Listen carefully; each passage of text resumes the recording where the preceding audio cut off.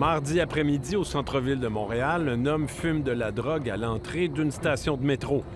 Même les utilisateurs de drogue injectable sont de plus en plus visibles. Nos stations de métro, ça n'est pas un lieu de consommation qui est adéquat, pour des raisons assez évidentes. Vous voulez voir c'est quoi de la drogue à Montréal? Ce n'est pas qu'une impression, la consommation de drogue augmente dans le métro.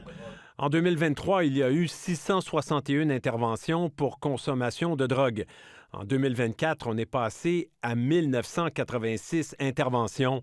Et pour 2025, on en comptait 3 998. Ça veut dire qu'il y a plus de consommateurs, il y a plus de consommation dans nos stations. Plus de consommation, mais aussi plus d'interventions, là où le problème est plus aigu. Il y a plus de personnel de sûreté qui patrouille ces stations-là. Donc, sur le terrain, ils vont initier aussi plus d'interventions. Il y a donc plus d'interventions, mais aussi plus de surdoses qu'auparavant. Ça a explosé, l'administration de naloxone par notre personnel de sûreté. L'administration de naloxone, un antidote aux opioïdes comme le fentanyl, a effectivement explosé.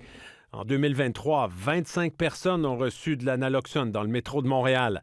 On est passé à 47 en 2024, à 68 l'an passé, et pour les 4 premiers mois de 2026, déjà 100 doses ont été administrées.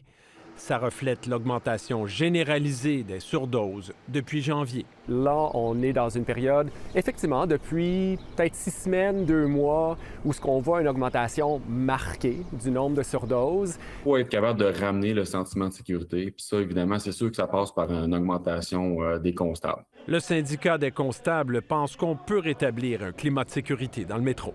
Il semble quand même y avoir un peu d'espoir. Quand on compare les chiffres du début 2026 avec ceux du début 2025, on constate une légère baisse quant au nombre d'interventions pour consommation de drogue dans le métro.